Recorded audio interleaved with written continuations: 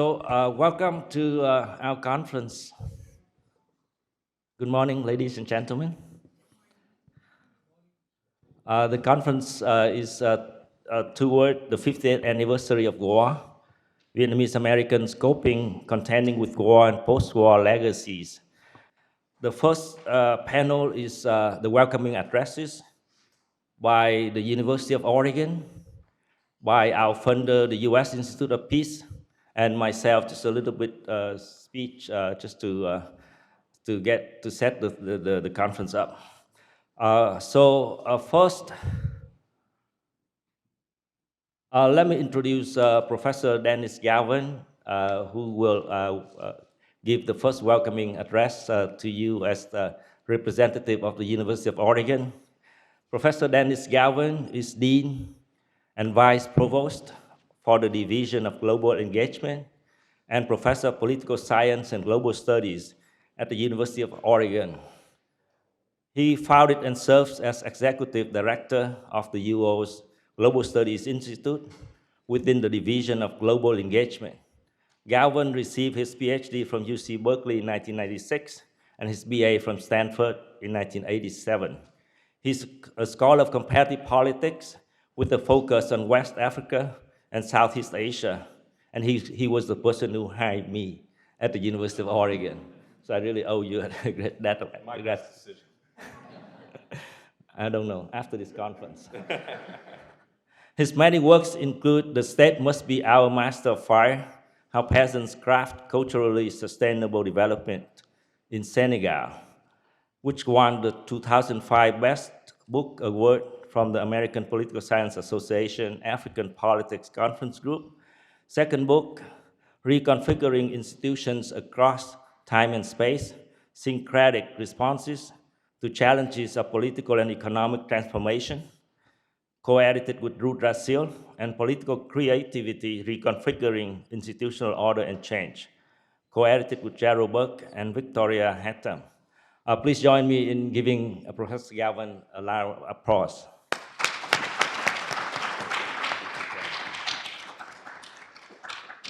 Thank you, Tuong, so much. And thank you all for being here. It's my honor on behalf of the University of Oregon, President Carl Schultz, and Provost Janet Woodruff Borden, to welcome you all to our campus. I'm delighted that Professor Vu, my friend Tuong, has put together this amazing event. It is a real honor for the University of Oregon to host this event and to host his quite dynamic research center, the U.S. Vietnam Research Center. So this conference is a really important moment for us at the University of Oregon, and I think for everyone gathered here with the upcoming 50th anniversary of the end of the Civil War in Vietnam and the birth of the Vietnamese community in the United States. We want to take this opportunity to gather and to reflect on the last 48 years, on the challenges that have faced this community through the process of departure, of traumas of the war, of the post-war period, the very complex relationship between the United States and Vietnam, and the struggle, quite honestly, for a respect and for building a community here in the United States, and not to forget the intergenerational differences within the community. As a son of an immigrant, I recognize, my father came from Argentina, I recognize the trials and difficulties of moving across oceans, and amplified so much by the war and the post-war period, and not to forget imprisonment and the loss of country and the distance from family and friends. And all of this has really forged the community that we're recognizing here today. And this community, really, I want to congratulate the community on behalf of the U of O on its many, many achievements. There are vibrant little Saigons across the entire country. I grew up in San Jose, California, where I got to know many people in that community, some of whom I went to school with. So I really appreciate what this community has built. And this community has been incredibly successful, contributing so much to U.S. society. 2 members of the House of Representatives, 5 members, one of whom He's retired member, is here with us today. 5 members of the Oregon State Legislature, I think some of whom are with us today. Members of legislatures in California, Massachusetts, and Texas. 5 generals in the US military. Award-winning writers, such as my colleague and others. Winners of the MacArthur Genius Award, successful lawyers, architects, doctors, entrepreneurs, a really vibrant community. And this success of the Vietnamese American community that we're recognizing and celebrating today is very much a model for contemporary immigrant communities from places like Somalia, Afghanistan, Ukraine, who can look to what your community has done over these decades and see a path through trauma and struggle to organization and collective solidarity and success. For the University of Oregon, this moment also lets us celebrate with you our own commitment to the study of several topics that are really important to us here. We sit at the very edge of the North American continent. We are one of the last parts of the United States populated by European settlers. We are very mindful of the fact that we exist on land taken from indigenous people, the Kalapuya Ilihi people. We do our best to recognize that, and we also, in seeing the complexity of our own territory, it helps us understand where we are globally, and especially as we look across the Pacific. About 25% of this state's domestic product is dependent on trade across the Pacific. And our own governor, Kate Brown, in one of her last acts as governor, after taking a trade mission to Japan and Korea, took a special mission just to Vietnam because of the importance of the relationship between this state and Vietnam, and recognizing the complexity of that relationship. As an institution of higher education, we are deeply committed to making sure that young Oregonians and young Americans understand where we are on the Pacific. And fundamental to that is language learning. While many, many students enroll in Japanese, Chinese, and Korean, the more traditional languages here, we also find ways to teach Vietnamese on this campus on a regular basis. We host Fulbright scholars who help us teach Vietnamese, and it's important that our students, regardless of where they're from, have the opportunity to experience Southeast Asia and the whole Pacific Rim. And so we're deeply committed to making sure every University of Oregon student has the opportunity to study on the other side of the Pacific. And I'm proud to say many, many of our students, 28% of each graduating class, have had that kind of experience. This is much higher than most of our peer institutions in the United States, which are about 24%. In that, we also are committed to making sure our scholars, like Professor Vu, have the resources they need to engage in partnerships, and particularly to study issues like peace and justice and international collaboration. And so this conference is partially made possible by a very generous gift that we received from an alumnus, 40 years ago. Even I wasn't here when the gift came in. And it was a gift by a former US ambassador, Carlton Savage, who wanted us to host events that teach students about international relations, the United Nations, and peace. This was in the mid-1980s, and it's important to note how much those mid-1980s words ring so effectively in the early 2020s. International relations, the United Nations, and peace are cornerstones to our commitment as a university to understanding societies in conflict, the trauma of conflict, and how to move past that trauma. And this event, celebrating the upcoming 50th anniversary of the end of the Vietnamese Civil War, is a cornerstone event for us as a university committed to understanding post-conflict positive growth and development in communities like yours, engaging our students in that space, and contributing to a more just global society in spite of all the many challenges that we face. So thank you for coming together here at the University of Oregon, because you are contributing to our better understanding of these topics. And I hope, and I know, I trust you will have a wonderful gathering here. I hope you will take advantage of being in Eugene, Oregon, and at our campus. And again, welcome to the University of Oregon.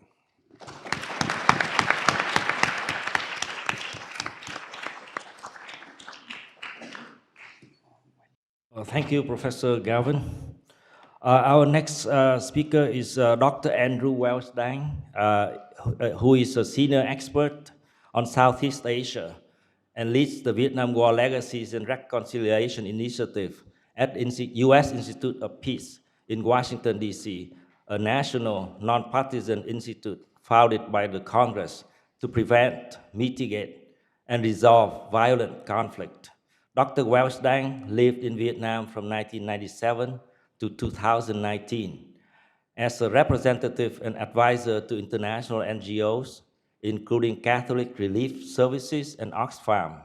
He is the author of Civil Society Networks in China and Vietnam, Informal Pathbreakers in Health and the Environment, and numerous journal articles and policy reports on war legacies, U.S.-Vietnam relations, civil society, land rights, and governance. He holds a PhD in political science from the University of Birmingham, the UK, and an MA in international development and economics from the Johns Hopkins School of Advanced International Studies in Washington, D.C.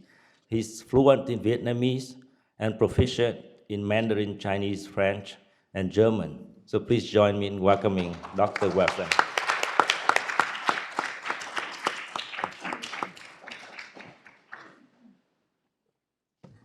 Great. Well, thank you very much, Tay Tung and University of Oregon, for the welcome and the chance to be here today, putting together this fascinating conference, which the U.S. Institute of Peace has been able to make a minor contribution to, but it's really the work of the team here.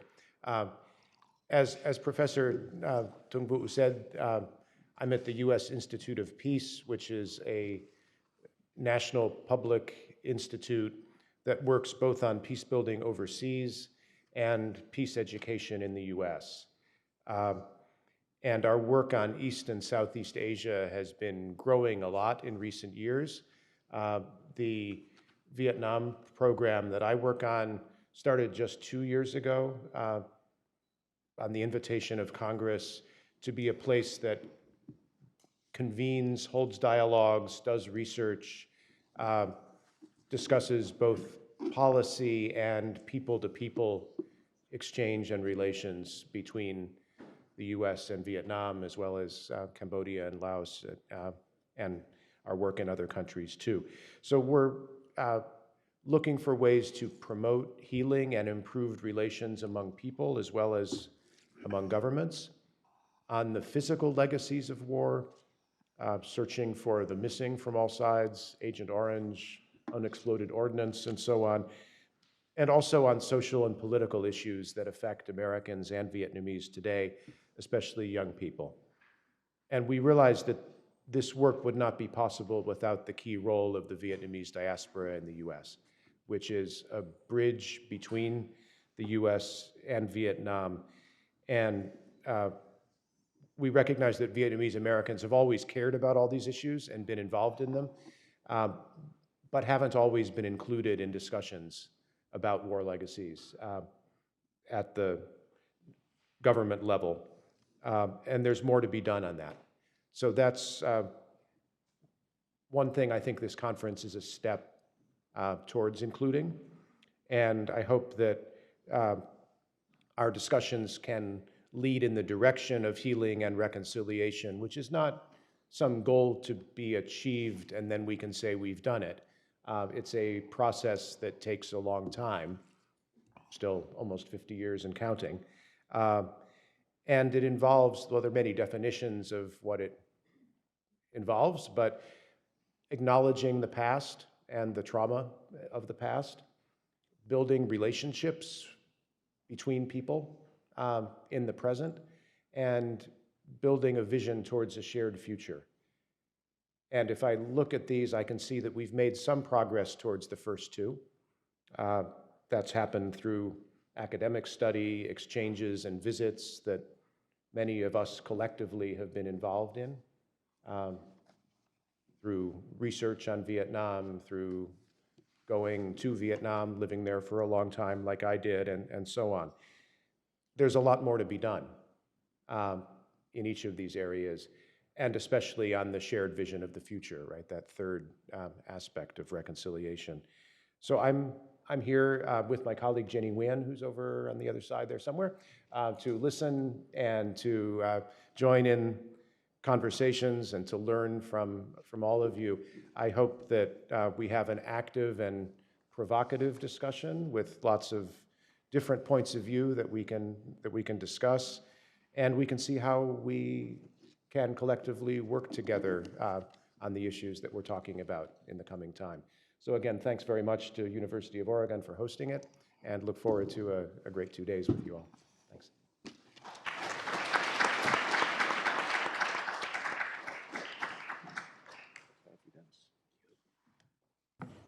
Well, me again. We only 5 minutes past the scheduled time, so I try to be brief. So nice image, isn't it? But we need to give credit to Professor Alex Tivor, one of the organizers who created the image. And after I worked with him, I learned that he was such a talented, painter plus singer.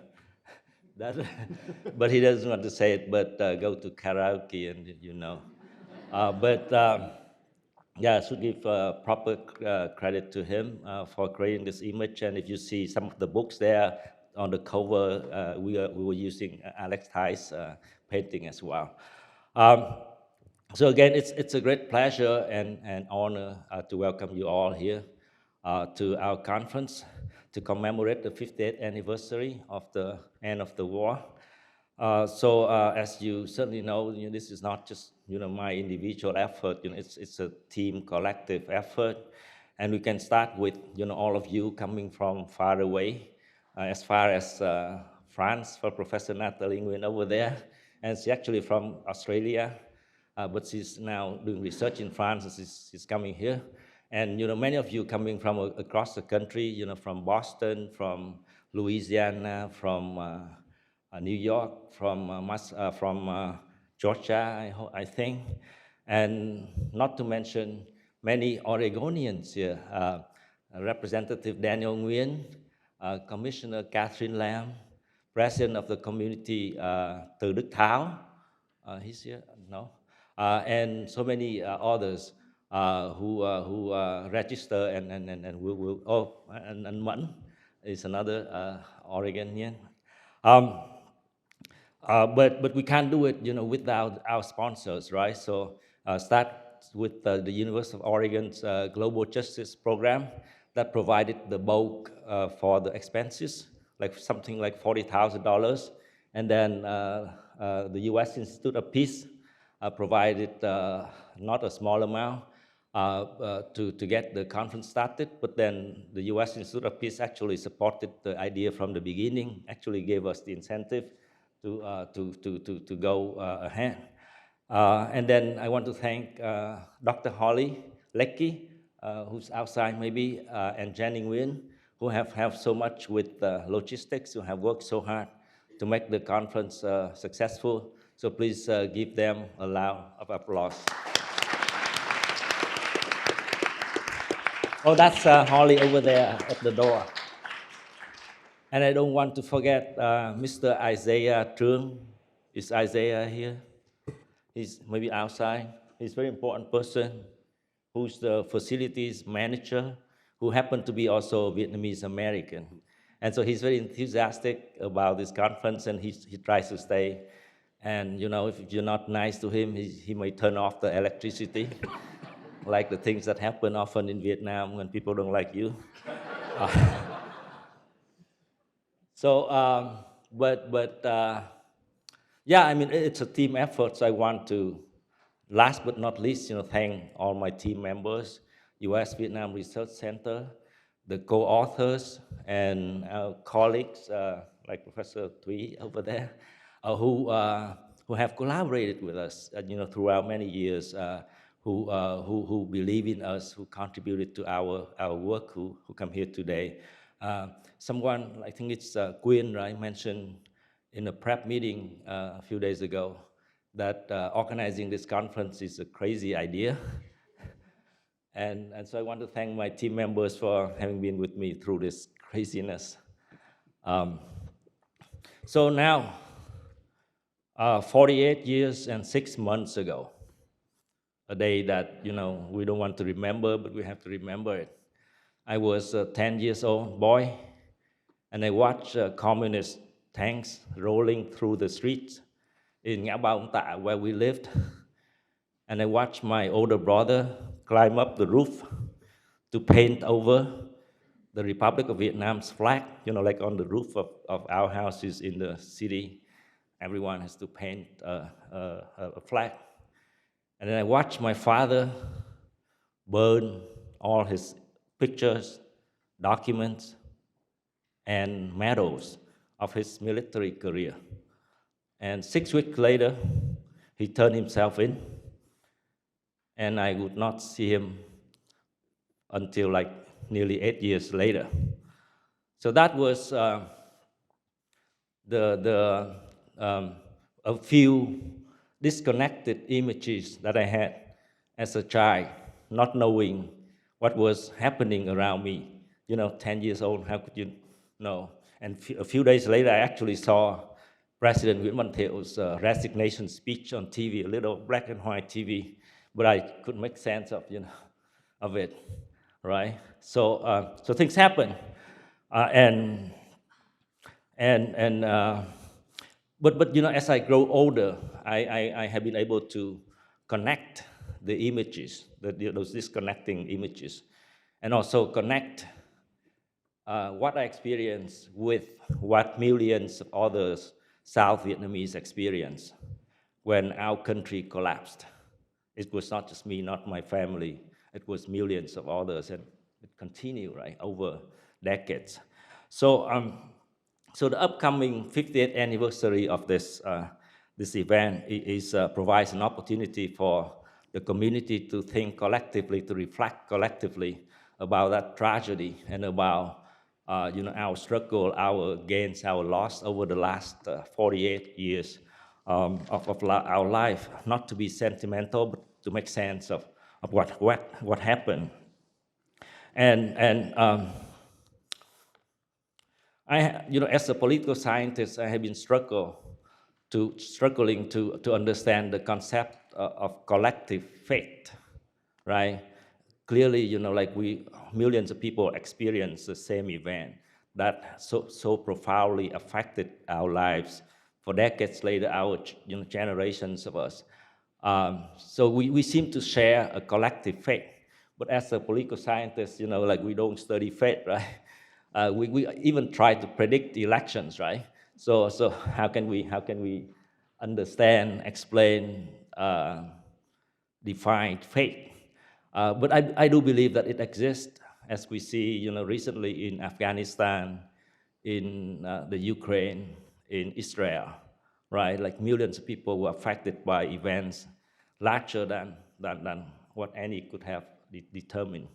Even the state of Israel, it's such a powerful state, is not able to, control its border, which says something about some collective fate that we all have.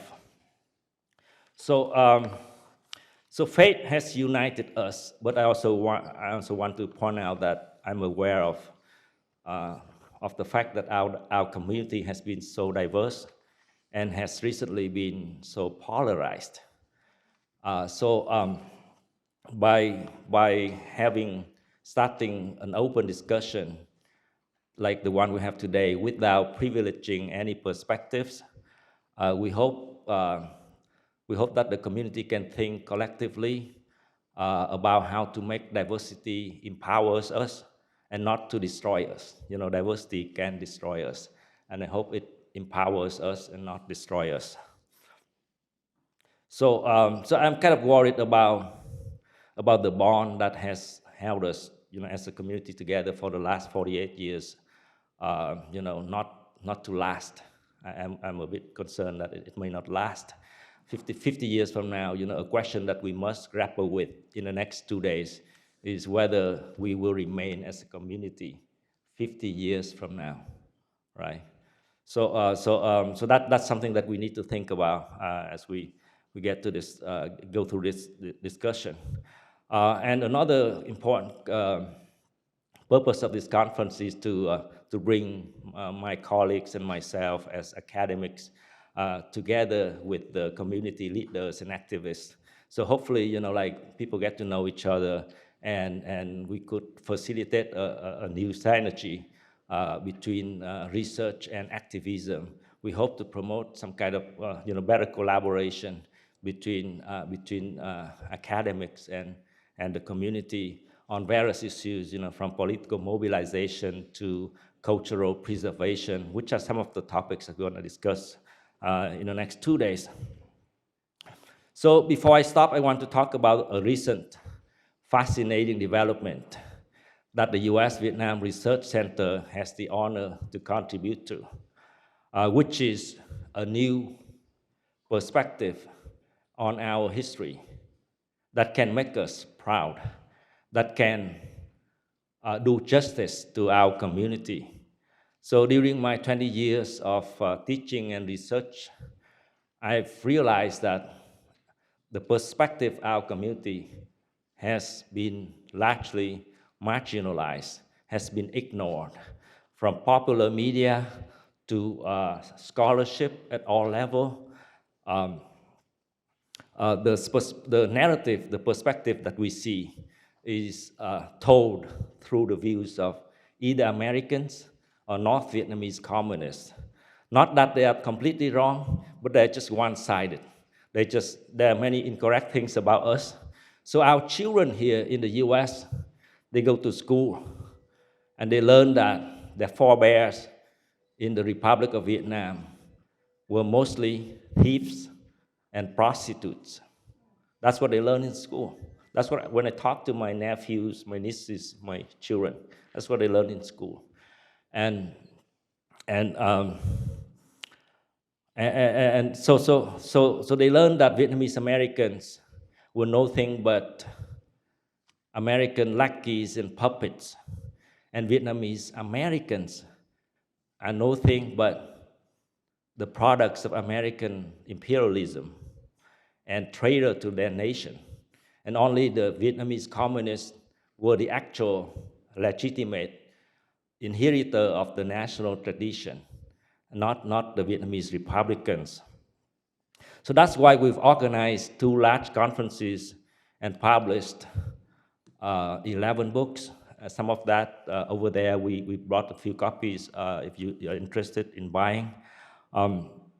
So we've published many books too, and the research by our team of scholars, dozens of young Vietnamese American scholars, young and not so young, show that republicanism was the ideology adopted early on by many Vietnamese patriots and revolutionaries like Phan Chu Trinh, like Trần Trọng Kim, Phạm Quỳnh, and Nguyễn Thái Học, long before communism was imported into Vietnam. So republicanism already came decades before that. Republicanism builds on modern ideas about the nation, about popular sovereignty, about representative government, about the rule of law. And the Republic of Vietnam, founded by Ngô Đình Diệm in 1955, was a legitimate inheritor of that local Republican tradition. It was not imported from America. He was not a product of American imperialism. So the Republic of Vietnam was not a paradise, we all know, right? It had lots of problem issues, but it was a liberal. It contained the seeds of a liberal regime that was spreading its roots during wartime. But since 1975, the Communist Party has brutally suppressed those Republican values. But what's so surprising to all of us is that they are reappearing in Vietnam today, 4 decades after the party was forced to abandon Stalinism in the late 1980s to adopt market economy. So if you go to Vietnam today, you see the rise, the emergence of Republican values as expressed in the demands of many young intellectuals for democracy, for human rights, for social justice and everything. So our books have benefited from a new scholarly trend and have been welcomed by many scholars. We have received enthusiastic support in a dozen community talks we have given over the past year across the country. But it still takes many years for us to really change mainstream American thinking, and we need to do a lot more research and outreach to get our books into school. But what we did not expect when we started has been contributions from many scholars based inside Vietnam. And some of them are here with us today.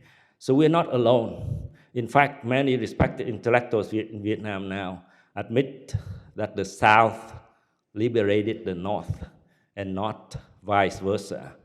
It was Chinese tanks and Soviet artillery that conquered Saigon. But it's our ideas, our culture, our civilization that have outlasted them.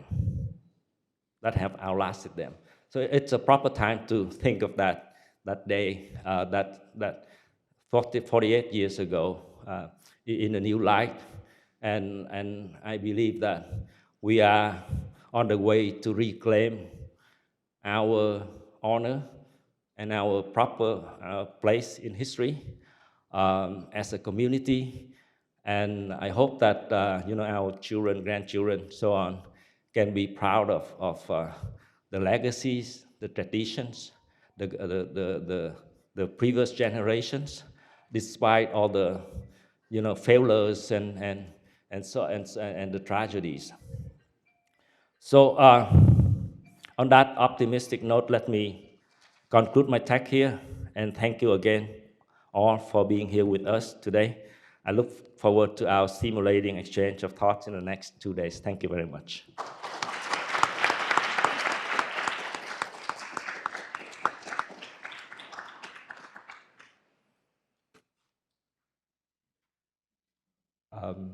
We are moving on to our next panel. Thank you, Professor Galvin. He may be busy and cannot stay here with us through the whole event.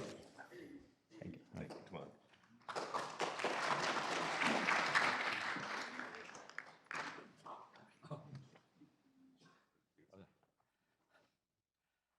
on. So the next panel is the opening keynote speech. And our guest of honor is the Honorable Cao Quang Anh. His nickname is Joseph.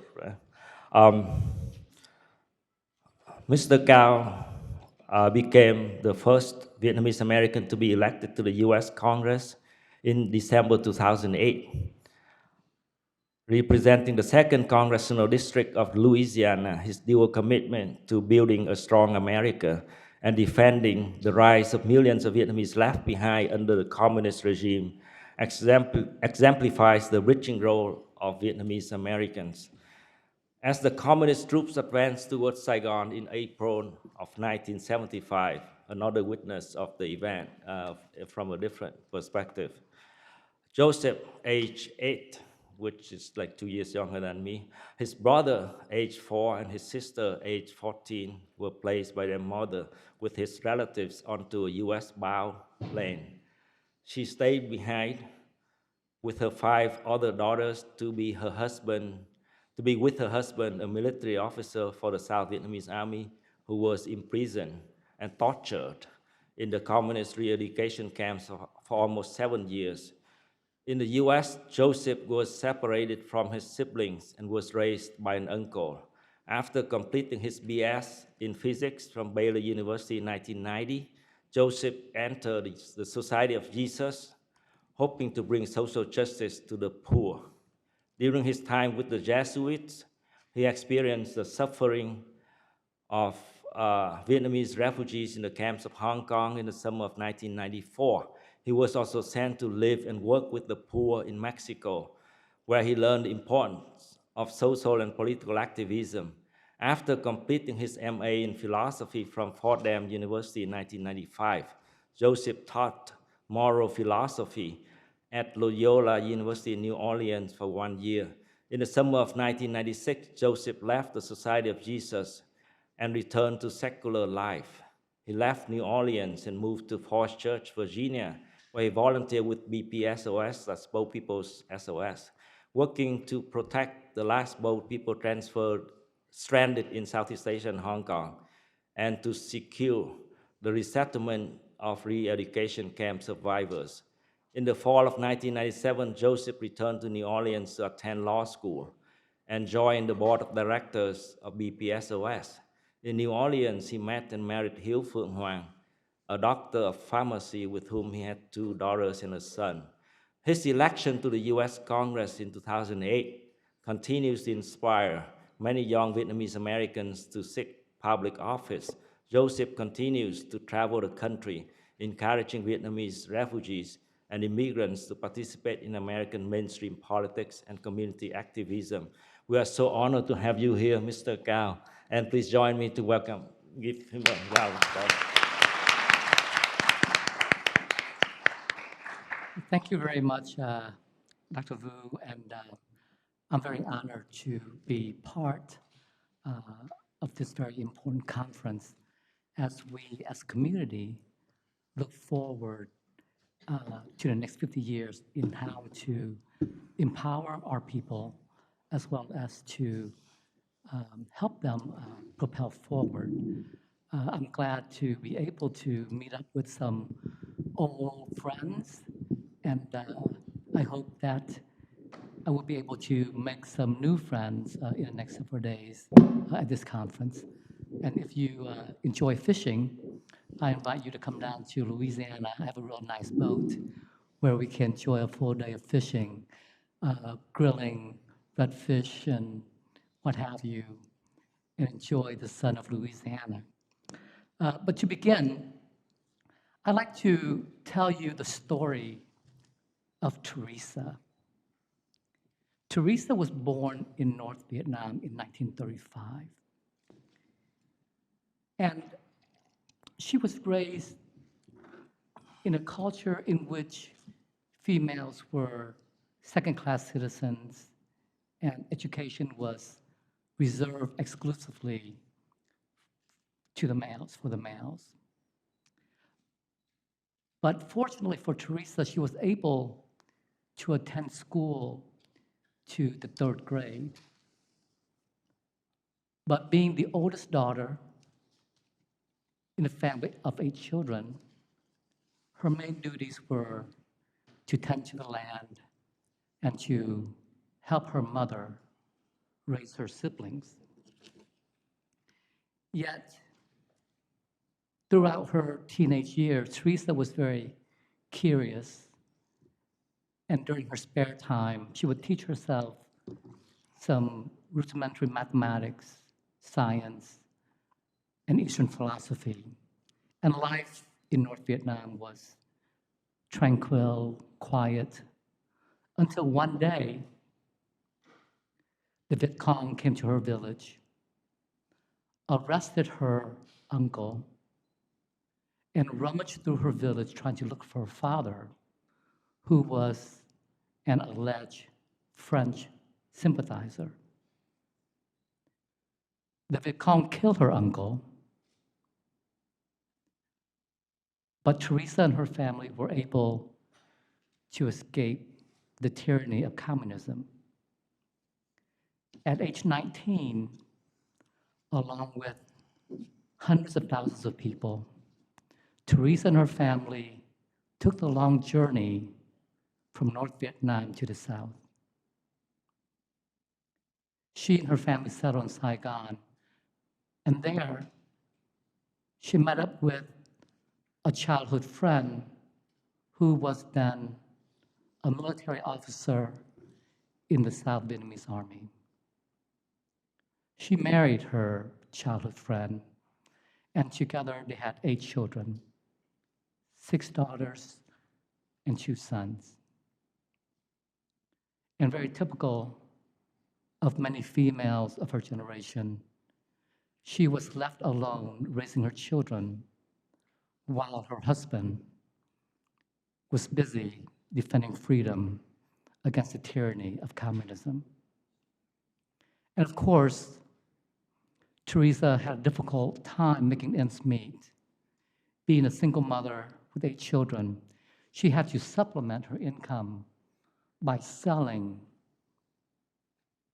food, and other things at the local market. But her main goal was still to educate her children and to raise her children to become proper persons. In early 1975, she was told by her husband that the South was losing the war and that she had to make preparations to leave the country with the children. She waited and waited for her husband to return towards the end of April, and he never made it back. Out of desperation, she made a decision to send 3 of her children to the United States with her relatives, while she remained behind with her 5 children to wait for her husband. She waited and waited. Days become weeks, weeks become months, and she heard nothing from him. She then asked around and found out that her husband was imprisoned in the north. And so she journeyed to North Vietnam to visit her husband. She saw him through barbed wire fence. And the once proud man was only a shell of his former self because months of torture and malnutrition. She left her husband and returned home, only to find out that her 6th daughter was killed while trying to cross a busy highway buying food. Crushed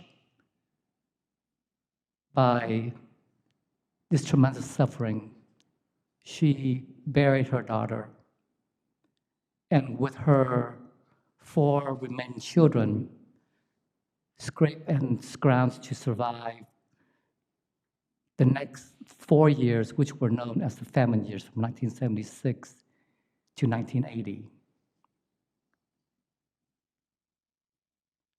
About 7 years later, her husband returned from the camps, and she was able to buy a little lot of land with her husband, and with her daughters, they lived a simple life, farming, and do whatever they could to survive under the communist regime.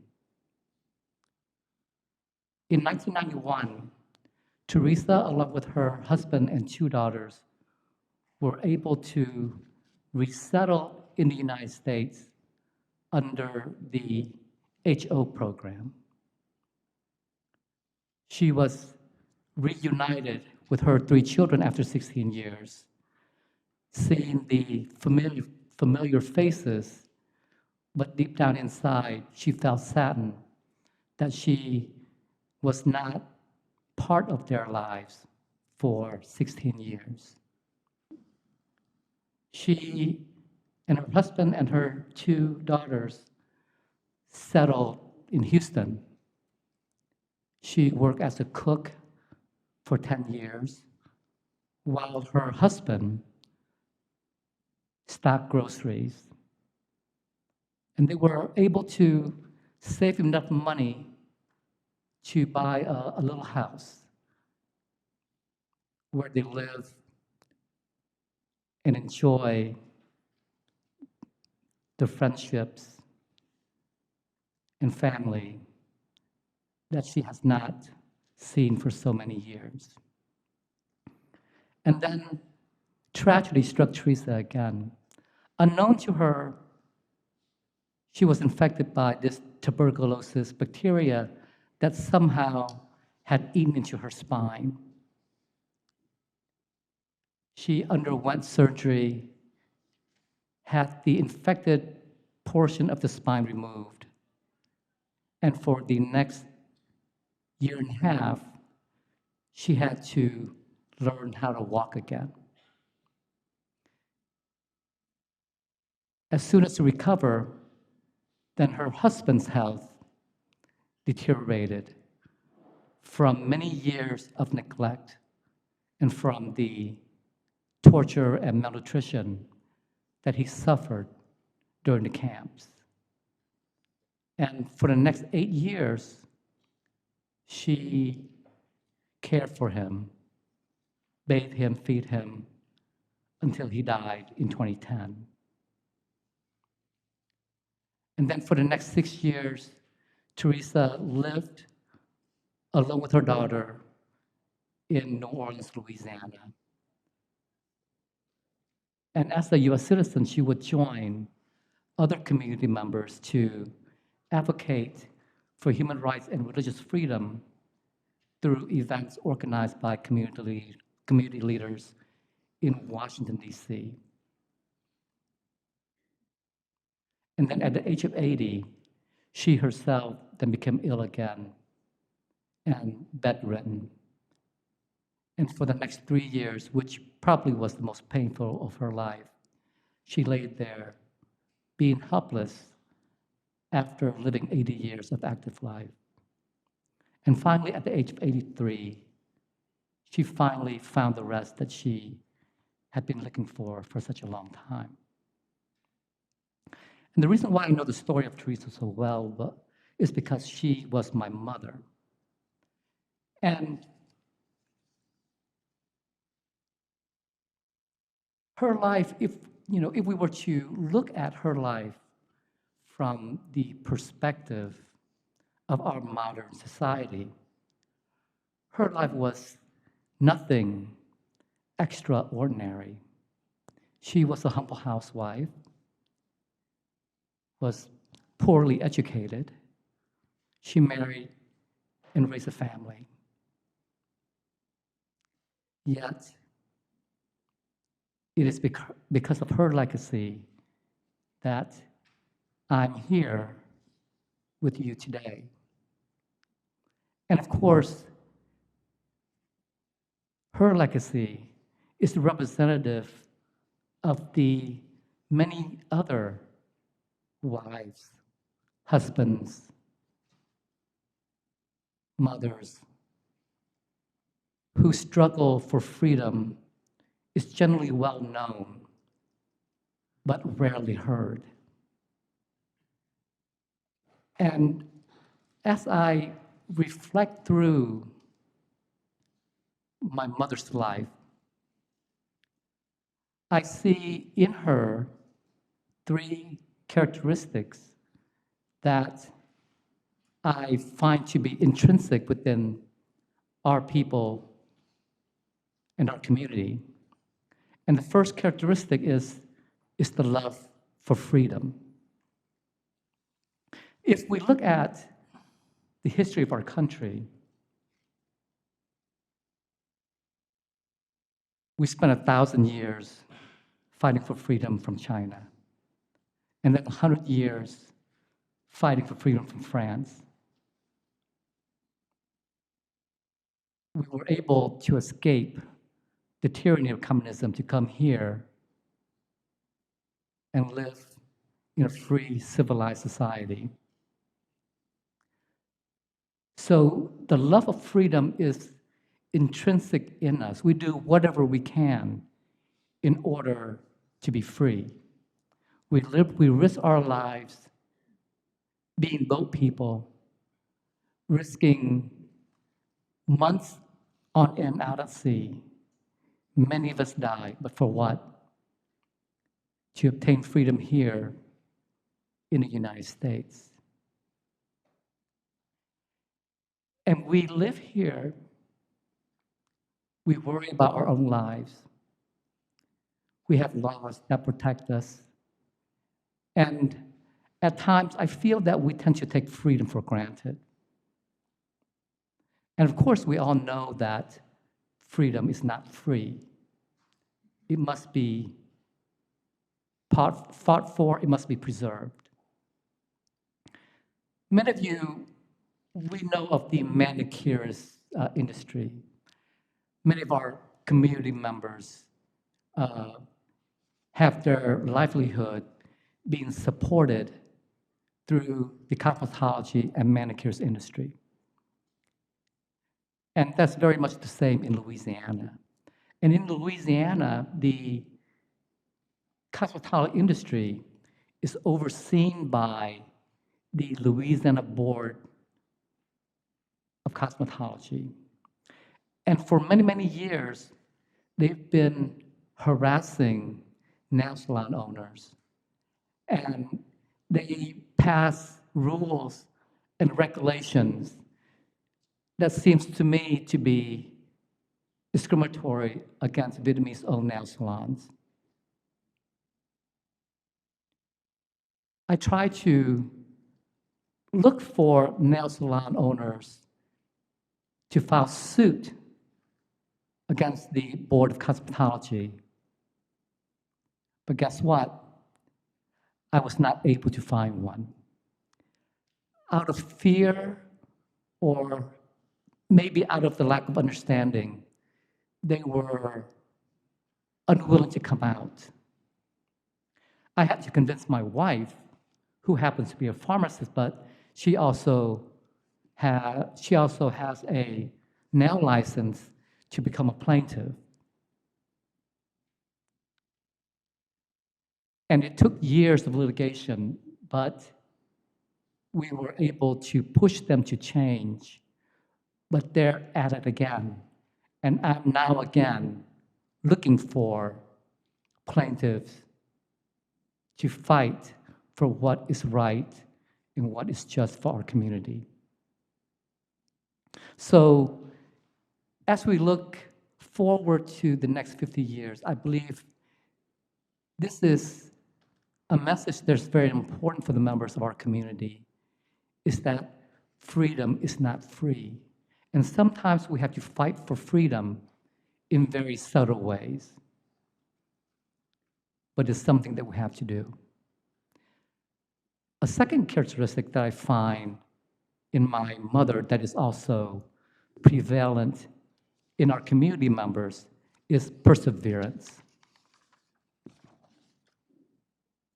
You know, many of our community members, we have experienced so much atrocities that we have learned and we have called up strengths to help us survive through many terrible events. In 2005, Hurricane Katrina struck New Orleans. And if you remember from the scenes from newsreels and what have you, you have bodies floating in the streets, people screaming and hollering, asking for help. The first group of people to return to New Orleans to rebuild were the Vietnamese community living in New Orleans. And it took the community less than a year to bring life back to normal, while all the other parts of the city took years to return and to rebuild. And we have government officials, city officials asking leaders of the Vietnamese community, how is it that the Vietnamese were able to rebuild so quickly? And of course, many of our leaders points to our history, our legacy, and the perseverance that we learned from that history. And as we look towards our community the next 50 years, how can we pass on this perseverance, this courage to our young people so that they themselves can carry on this history, this legacy that our parents and grandparents have left with us. And the third characteristic that I find in my mother that's also that pervades the Viet community is hope. You know, I asked my mother before she died, how is it that you were able to live such a difficult life? And she responded, hope in God and hope that life can be made better. And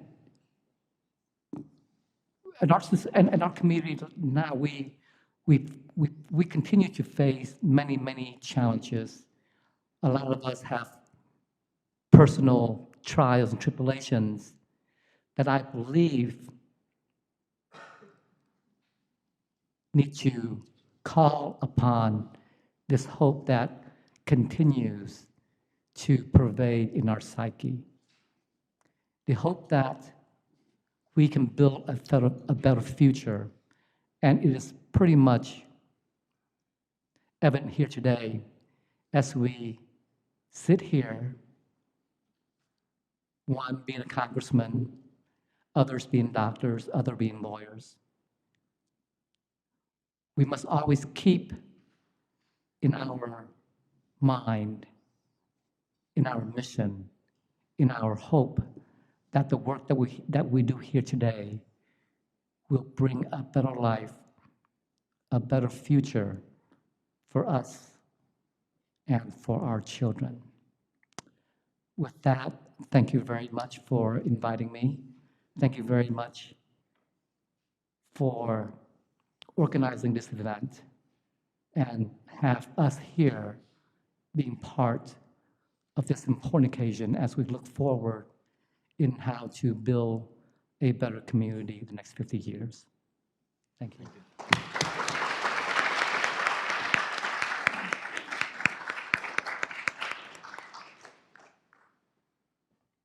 Thank you, Congressman Cao, for a great speech and a very moving story of his parents.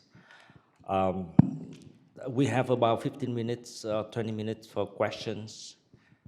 So please raise your hand. I call on people if you have questions. There's already one over there. Oh, no. Oh, Alex Tai is over there. He can give you the phone or the micro, or you can go and talk. There's a microphone standing in the middle of the room. So please step up and ask questions or raise your hand. And Ho, you have a question? No?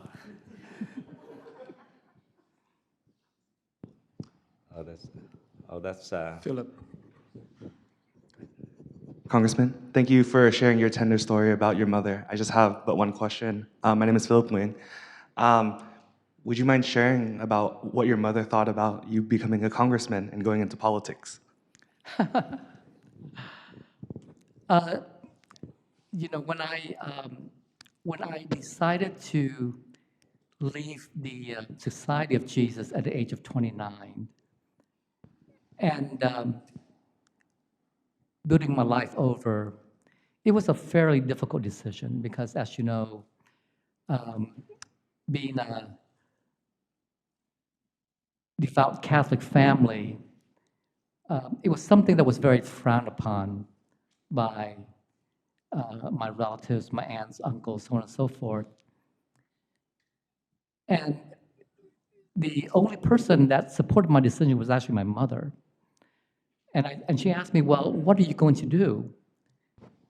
And at that time, I already told my mother, I said, Mom, I'm going to go to law school and one day I will become a politician. And she said, to do what? I said, well, Mom, to bring change. And needless to say, she was probably the first one who voted for me. And of course, she was very proud to have her son as being the first Vietnamese American congressman. But I believe more importantly for her is the fact that we worked very hard as a community to fight for what is right and what is just. And we finally have a voice in a place where that decision would count and become important. So again, I would encourage young people to be more involved politically. Sometimes we look at what goes on in Congress, we look at what goes on in Washington, D.C., and we tell ourselves, well, we don't want any part of that mess. And yes, it can be a terrible mess, but if we're not going to fix it, then who will? So I believe that we, as citizens here in the United States, we have a duty to this country. And with our unique history and unique legacy, we can bring tremendous contribution to Congress, to Washington, D.C., and to make this a better country. Yes. Before that, let me just get a comment quickly on that. So when I was searching Congressman Cao's bio, I found many videos, of his speeches while he was congressman, and I was very impressed by his position on many issues. Like he supported Obamacare, for example. He supported. He gave a speech about gay rights and so on. So he's even he ran first as an independent, and he did not get elected, right? The second time as a Republican, and then that was a different Washington, right? At the time, 10, 15 years ago. Now we have a different Washington, but Mr. Cao is known as a problem solver. As you see from his talk, Ken, you can go ahead. Last night over dinner at our table at the Mixer, we were talking about having a problem with youth engagement in just the political process, just within civic engagement, getting them out to vote. The lofty idea of getting any of our younger generation to become a politician is, in Vietnamese we call it "ça va," right? It's such a far, and how do you encourage young people today in the Vietnamese community to be involved in the civic process? How do you get them civically engaged? Because we found at the dinner table it was a very difficult thing to even think about and discuss.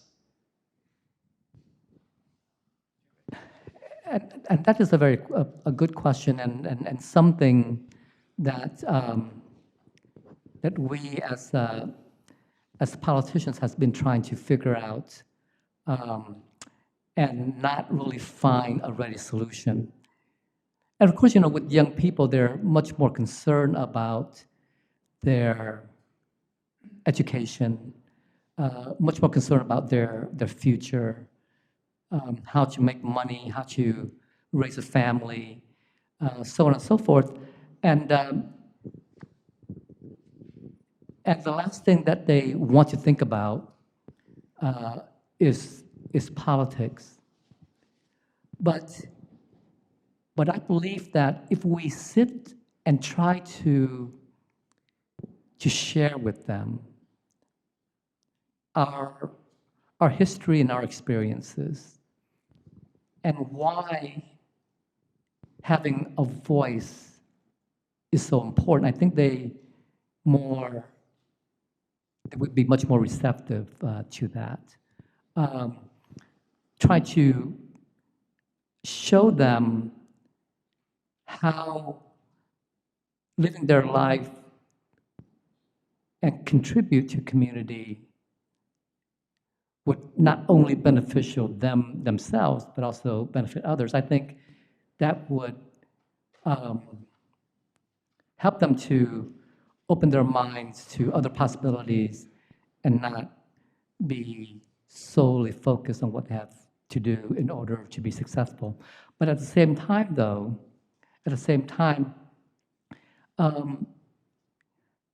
sometimes I think I also fault our parents because, now I have three children, 2 daughters who are in college, and we try to push them so very hard to be successful professionally and not allow them to discover and to choose what is best for them.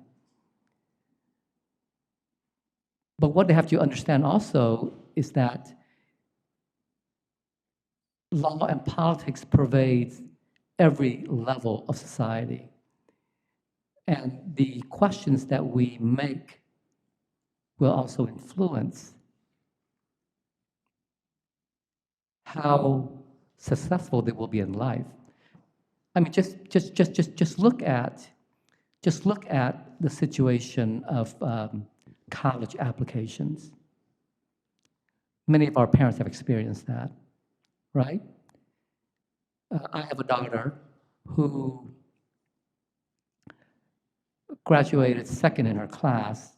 She made, I believe, 1550 in her SAT. She was a state-level pianist. She was a state-level gymnast. And tried so hard she could. She couldn't get into any of the top schools. All of the letters that she received was to be waitlisted, waitlisted, waitlisted. And if we look at the situation of higher education now, we realize that maybe not in a very direct way, that Asian Americans, and of course with us being Vietnamese, sometimes we are discriminated against in higher education due to the fact that so many of these top schools have too many Asians and they want to limit the number of Asians. But if you were to look at what is fair and what is just, if we look at the Constitution of the United States, what is being done, at least by these institutions, we have to say, well, they're not fair. And that's what we have to tell our kids, that somehow we can directly explain to them how not being politically involved affects them individually. Good morning. My name is Từ Đức Tháo. I'm president of the Vietnamese community of Oregon. Former Congressman Cao, I have a question for you. Would you please tell us how you felt when you returned to Vietnam as a U.S. congressman a few years ago? Thank you. Well, when I first applied to go into Vietnam to visit with other members of Congress, the communist government did not let me in. They actually rejected. They did not allow me a visa to enter. So the leadership in Congress had to put pressure on them to allow me to come in. And when I was in Vietnam with other two members, they would have these two young ladies follow me everywhere I went. And I asked them, well, why are you following me? What are you looking for? And they said, well, we just want to make sure that you're okay and that you're cared for. I happened to visit my sister, who was still living in Vietnam at that time, and I spoke with her for about 15 minutes, asking her how she was doing, how her family was doing, so on and so forth. And as soon as I left, the police came and interrogated my sister and her husband, asking them, why was he here? What were you talking about? What were you discussing? You know, they're thinking, maybe they were thinking that I was planning to overthrow the government. But that experience was, I have to say it was a learning experience for me. I did not um, had a positive vibe from the Vietnamese government. Um, and of course, since my time in Congress, I've been very vocal against the communist regime and always pushing for human rights and religious freedom and what have you in Vietnam. So in that regard, they saw me maybe as a threat. And so my experience in visiting Vietnam was not very friendly, to say the least. Thank you. Good morning, Professor. Good morning, Congressman. My name is Joseph. And I wanted to ask a question on first talking about how Professor Duong talked about that for 50 years, the Vietnamese American community in general has mainly been invisible. And it's hard to define what a Vietnamese American community today is, and much less in 50 years. And so as a young person, many different Vietnamese Americans have different ideologies, they have different ways to advocate for our community, and also there's a lot of unity as well as a lot of different ideas to go about as we think about issues for Vietnamese Americans who live here, thinking about ways to advocate for our communities here in America. And so I wanted to ask, since you have so much experience in Congress and on the political level, how you feel about the state of the Vietnamese American community today, and what you think is needed for the Vietnamese American community living here that is generally usually not represented by, let's say, one side or another. And I take this inspiration because I remember watching the documentary about you and talking about how you struggled so many between left and right, and your personal beliefs, as well as what is needed for the Vietnamese American community, as well as constituents. And sometimes I think about that too. But yeah, thank you. I,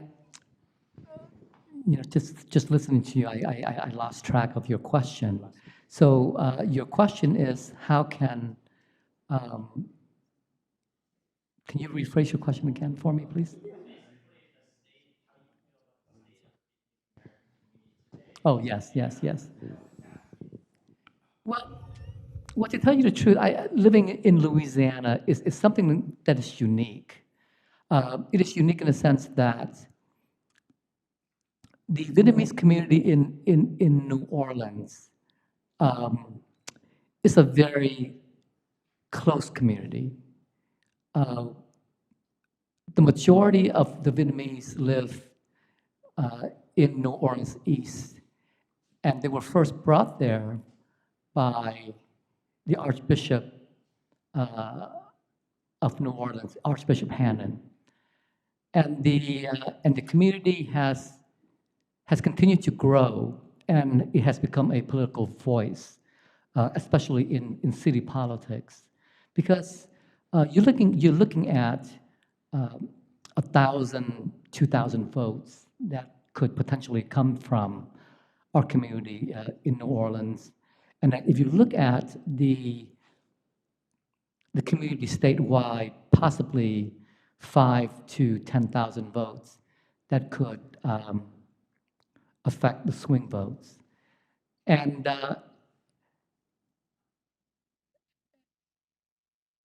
the community in New Orleans has been very politically active ever since Katrina. So when I look at the state of our community, at least from the perspective of from Louisiana, I don't feel too much concern of our unity, of our ability to promote political change. Of course, there will always be bickering between different groups and different people, but at the end of the day, we usually manage to come together and to do things collectively. During my time at Congress, I also had a chance to visit other communities all of the United States, in Texas, in California, Boston, so on and so forth, Virginia. And again, I don't have concern, at least that much concern about the disunity within our community. Of course, we have personal differences. We have things that we bicker about. But at the end of the day, it's all about living for freedom, fighting for freedom. And when we talk about that message, we all come together for that. When we talk about human rights and religious freedom, we all come together for that. We can disagree politically. You can be a Democrat, I'm a Republican. We can disagree at certain levels, but if we can find some common ground, I think that we as a community will come together, and invariably we usually do. So I don't see the community through such a pessimistic lens that you do, maybe because of my involvements with people and my dealings with people. But I have very high hopes for our community, actually.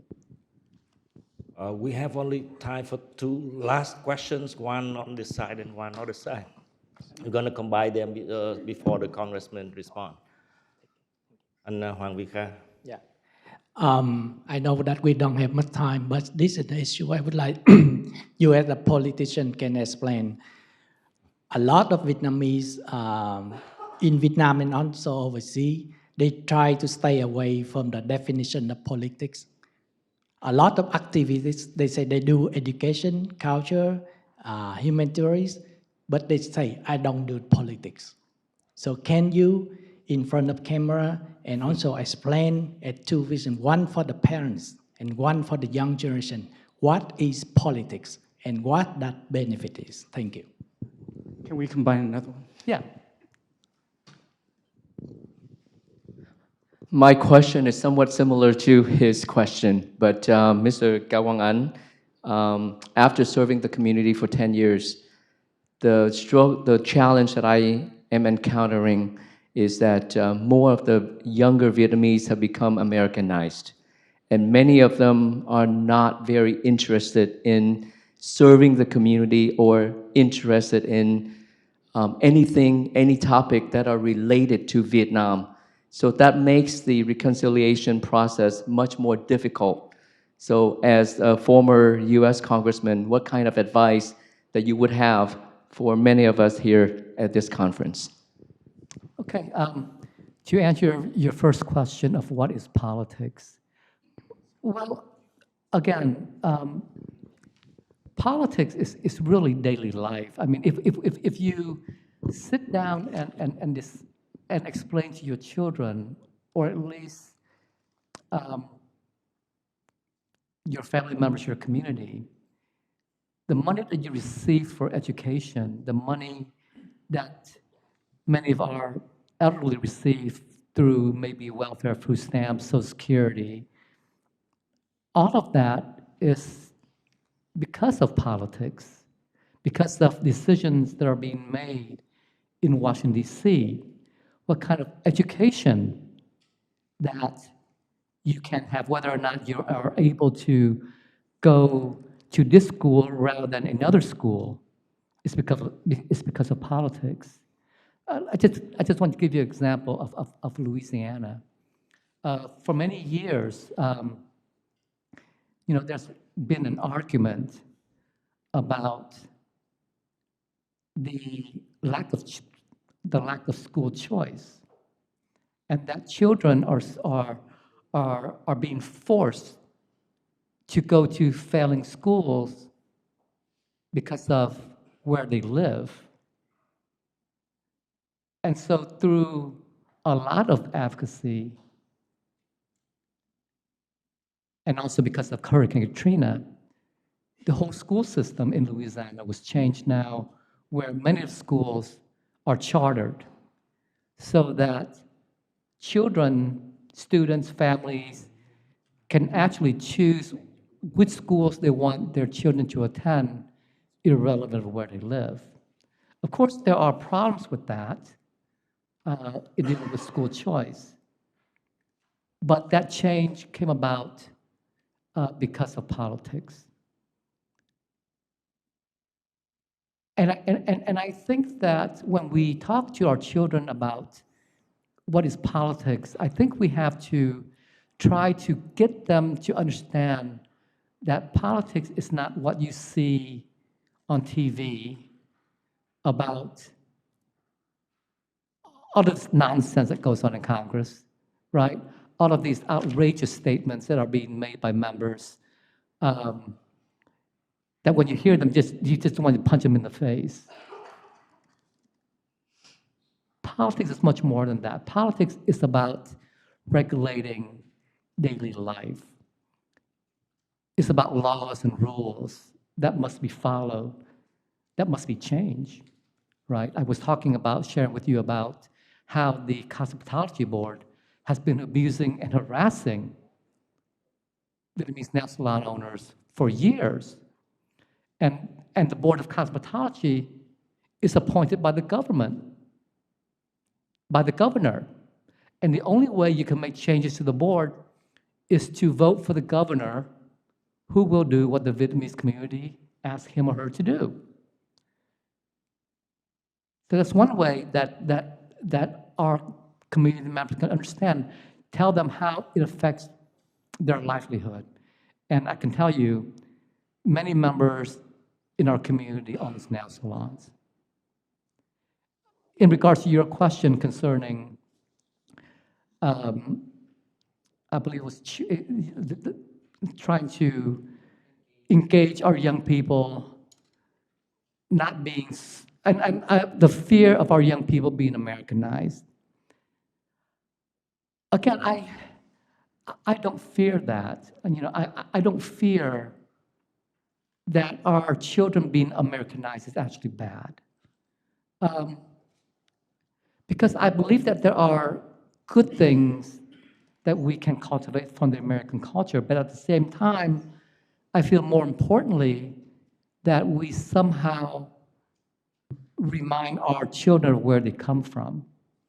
And for me, at least in raising my own children, and it was very easy for me to do so, living in Louisiana because of the Catholic community and the tight-knit community. My children, they grew up taking Viet Ngữ from the time they were in kindergarten all the way up to the 12th grade. So they read and write probably Vietnamese better than I can. And that education itself reminds them of who they are and what they hope to do in order to promote their identity as Vietnamese American. My daughter, I have a second daughter who attends LSU right now, and she's taking a course being offered by Senator Cassidy of Louisiana.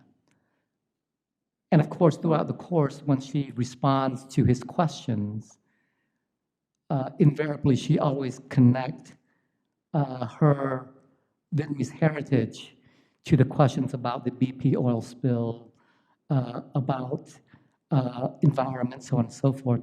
So I'm not too concerned, I'm not too fearful about my children being Americanized.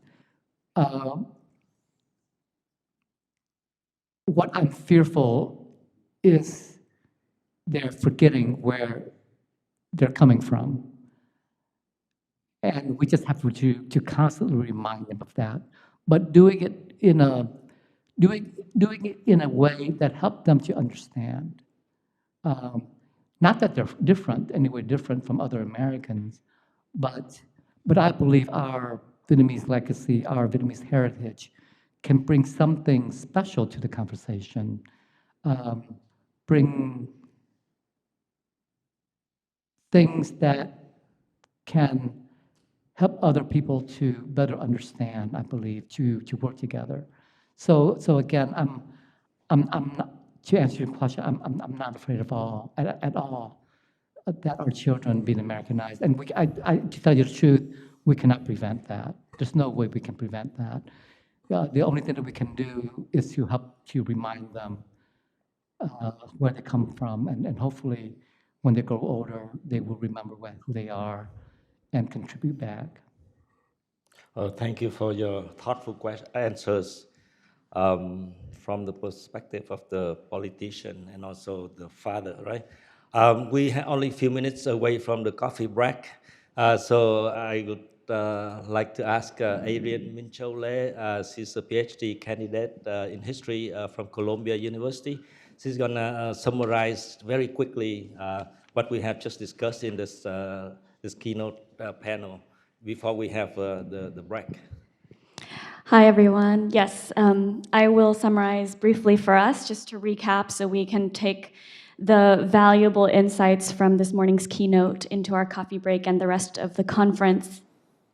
So Congressman Gao started off with sharing the story of his mother's life and how through witnessing her life and hearing her story, he really absorbed the core values that he sees in the Vietnamese community.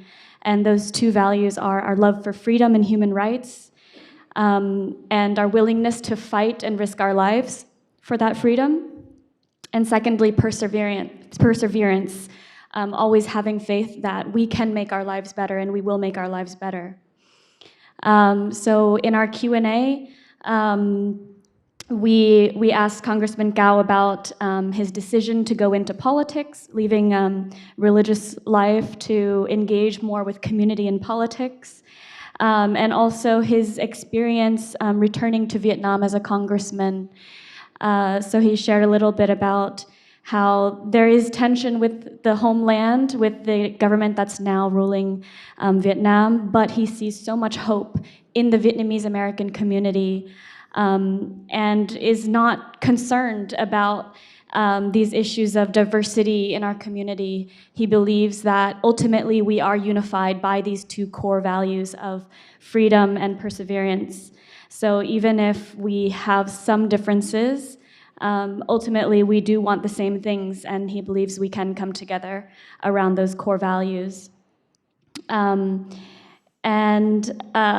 In terms of the idea of politics and some Vietnamese activists and people who are engaged in politics wanting to avoid that label, he says we should not be afraid to say that we're engaged in politics, because politics is everyday life.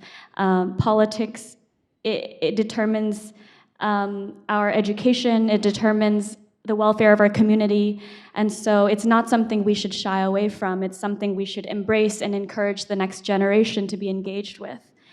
And of course, being in the United States, we will become more Americanized with each generation, but the important thing is to embrace the change and also encourage our younger generation to understand where we came from, understand our heritage, and the place from which we have our community values.